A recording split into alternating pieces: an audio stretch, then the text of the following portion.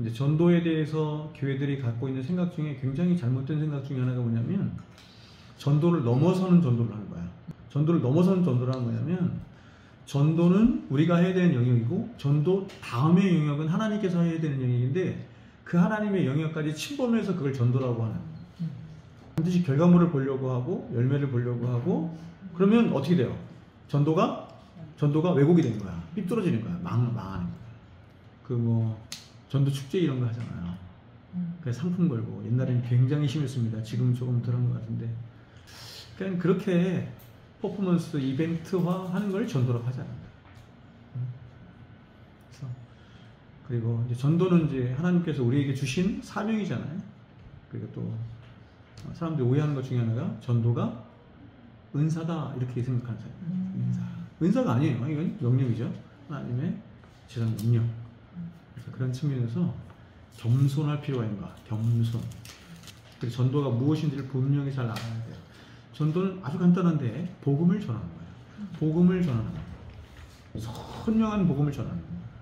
그 선명한 복음이 3분짜리가 될 수도 있고 30분짜리가 될 수도 있고 1시간짜리가 될 수도 있고 그렇죠? 더 나아가서는 평생이 될 수 있겠죠? 성경대로 그리스도께서 죽으시고 우리 죄를 위하여 죽으시고 성경대로 사흘 만에 다시 살아나서 예수 그리스도의 죽음과 부활을 얘기하는 가장 짧은 거예요. 근데 이게 점점 확장되면 왜 죽으셨어요? 예, 우리 죄 때문에 죽으셨어요. 우리 죄가 뭔데요? 그러니까 막 점점 확장되면 굉장히 크잖아요. 근데 가장 핵심적인 걸 말한다면 예수 그리스도의 죽으심과 부활하십니다. 이렇게 말할 수 있겠죠. 복음을 사도가 그렇게 전하는 거예요. 그래서 복음의 내용을 전해야 돼. 복음의 내용을 전하지 않고 사람을 100명, 1000명 데리고 왔어. 그 사람은 전도를 한 번도 한 게 아니에요. 여러분 슈바르츠 아세요? 슈바르츠라고 셀교회, 전 세계 셀교회의 부흥을 일으켰던 셀교회의 아버지 같은 그 사람이 슈바르츠인데 그 사람이 건강교회의 특징을 얘기할 때 목사의 설교를 없어요. 그런 거 없단 말이에요. 근데 여기서는 그게 1번이야. 그게 1번이에요. 그만큼 다른 거예요. 그만큼 생각하는 게 교회를 바라보는 관점이 완전히 다른 거야. 아시겠어요? 여기서 말하는 이 건강교회 9가지 표지는 다 특징은 뭐냐면 성경에서부터 비롯한 거야. 성경에서 하죠.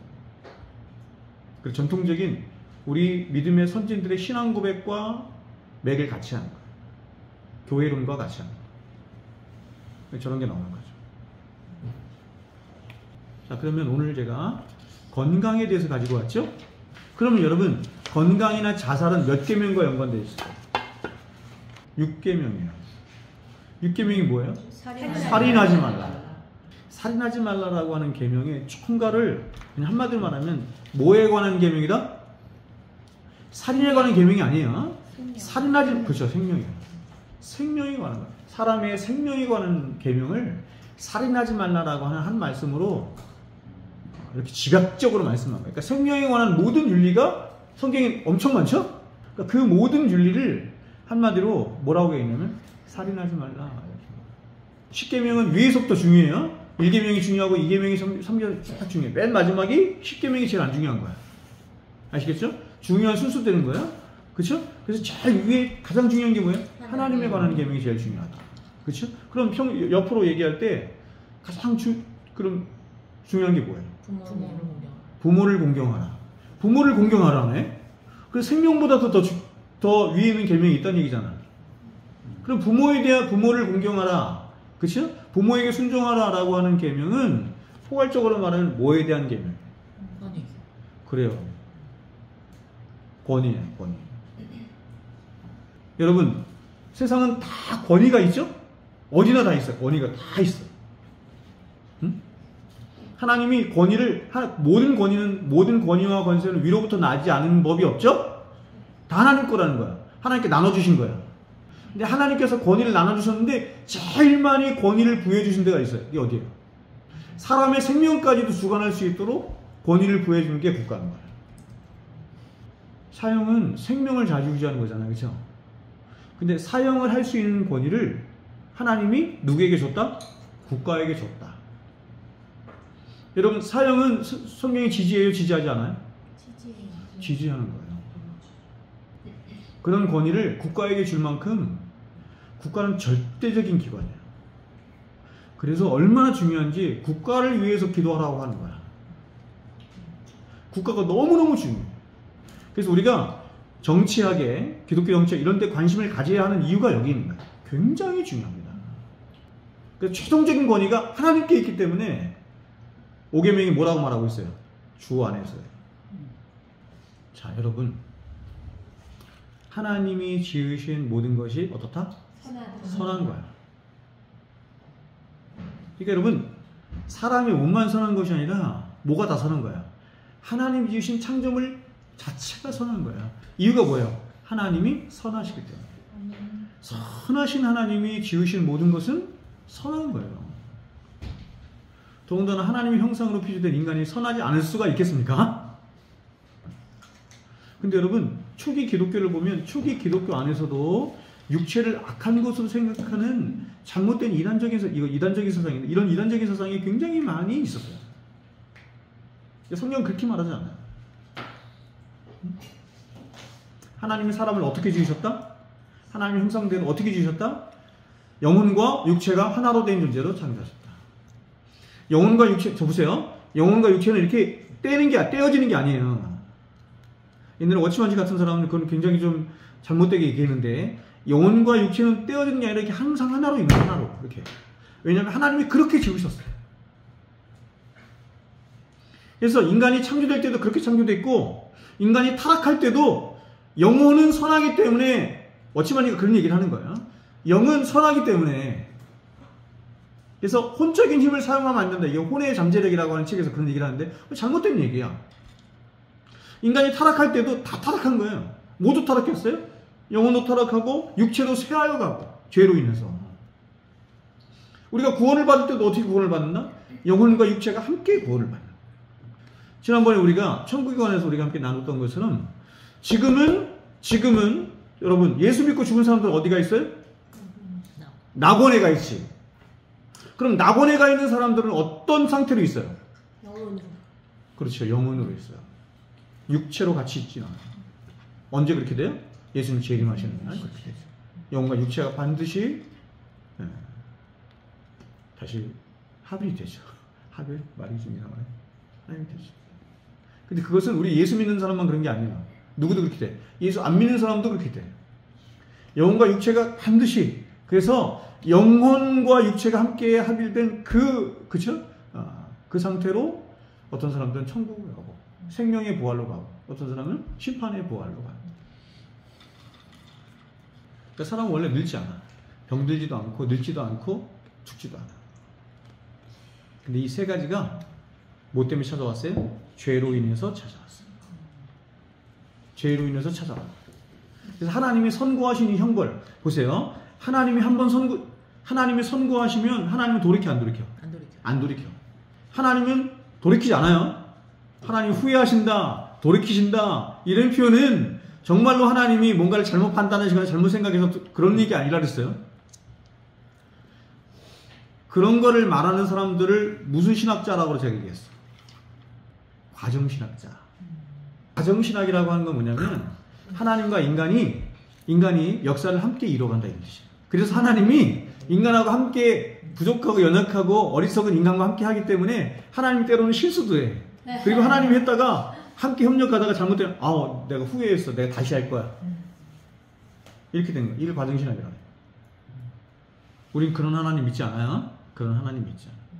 하나님은, 하나님의 일에는 뭐 하심이 없다? 찬양에도 있죠? 후회하심이 없어. 후회하심이 없어. 만약에 하나님 후회한다고 한다면 어떻게 그게 무슨 하나님이겠냐고.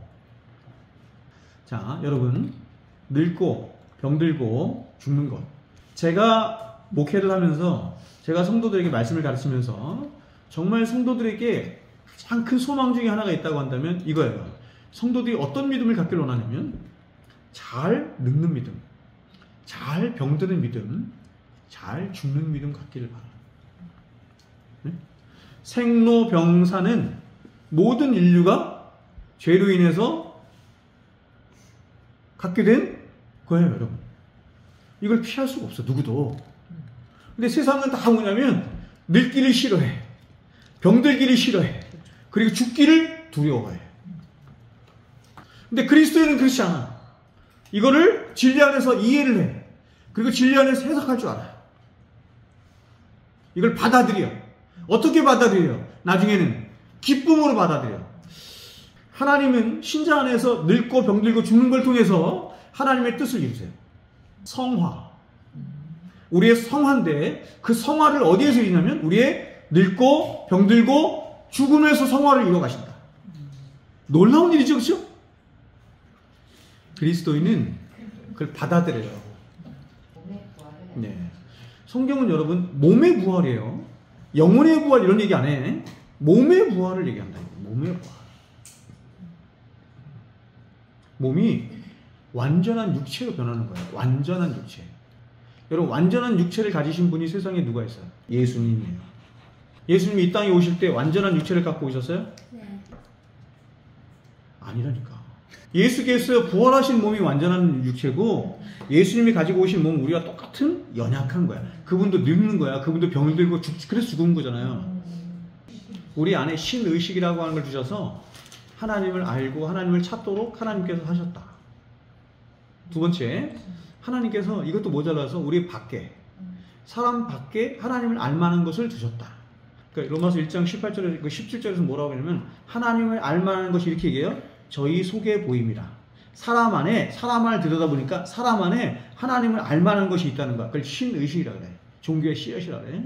근데 하나님이 그것도 모자라서 사람 밖에 하나님을 알만한 것을 두셨어요. 밖에 어떤 형태로 두셨어요? 첫 번째가 자연 만물을 통해 자연 계시라 그래. 그래서 일반 계시와 보통 사람들은 자연 계시를 동일시하는데 동일시하지 않아요. 일반 계시하고 자연 계시는 다른 거야. 자연 계시를 창조라고 한다. 자연 계시 안에 자연 만물이 들어가지만 특별히 뭐가 들어간다? 지금 얘기한 거? 사람의 몸. 그래서 하나님이 창조하신 자연 계시, 창조물을 통해서 하나님이 어떠한 분이신지를 우리가 안다. 이런 거예요. 그 다음에 하나님께서는 그것도 모자라서 어떻게 하셨어요?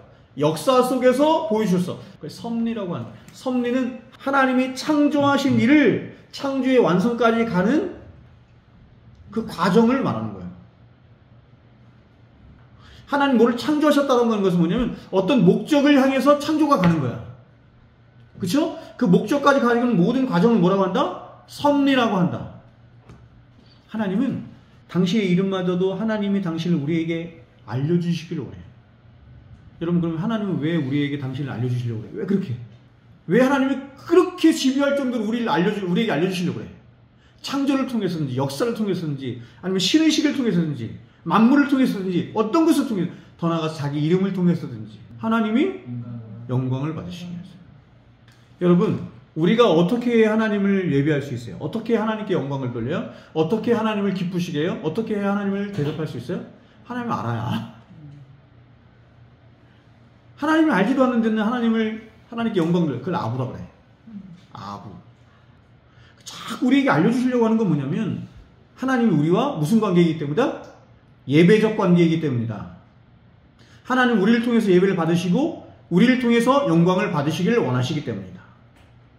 그래서 계속 나타내시든가 계속 보여주시고 근데 이것도 모자라. 이 일반 계시로도 모자라. 자기 이름으로도 신의식으로도 우리 육체로도 자연 만물로도 또 뭐예요? 역사로도 이것도 모자라. 계속 나타내는데 그래서 나중에 어떻게 해? 어떻게? 성경 하나님 특별히 계신 성경을 통해 이거 나중에 배우겠죠? 성경을 통해서 이것도 모자라. 그래서 어떻게 했어요? 오셨어. 그분이 그냥 오셨어. 하나님이 오셨어. 그래서 예수님이 뭐예요? 하나님 자신이라니까요. 여러분 이 하나님의 열심을 아시겠습니까? 이 하나님이 당신을 얼마나 우리에게 알리시기를 기뻐하시는지 아시겠습니까? 여러분 성막도 시내산도 성막도 에덴 동산도 성전도 다 전이잖아요. 전은 성전이라는 말은 무슨 뜻이냐면 하나님이 거하시는 땅이란 뜻이야. 하나님이 거하시는 거예요. 근데 여러분 궁극적인 전을 어디로 삼으셨어? 목표를 우리의 몸이에요. 우리의 몸. 이게 놀랍지 않습니까? 죄로 가득한 죄로 물든 우리의 몸을 하나님이 그리스도 예수의 피로 다 닦으시고 정결케 하시고 깨끗하게 하셔서 하나님이 거하시는 전으로 삼으셨다. 여러분 우리가 약을 먹고 의사의 도움을 받는 거 하나님 뜻이 아니에요? 우리는 막 신비적인 방법으로 기도해서 나오면 그건 하나님이 고치셨다고 생각하고, 병원에 가서 의사의 처방으로 나오면 그건 하나님이 안 고치셨다고 생각해. 그거는 뭐하고 똑같은 것 같냐면, 이스라엘 백성들이 가나안 땅에 들어가서 농사를 열심히 지으면서 생각한 거예요. 야, 우리가 광야에서는 내가 하나님의 은혜로 하나님께서 뭐 만나도 주시고 반석에서 물도 나게 하셔서 하나님의 은혜로 살았는데, 거기서는 그 하나님이 우리의 하나님이었지만 가나안 땅에서는 내 힘으로 살아야 돼. 내 힘으로 농사해서. 이거하고 똑같은 생각인 거예요. 하나님께로부터 나오지 않은 것이 없다는 거예요. 내게 있는 양육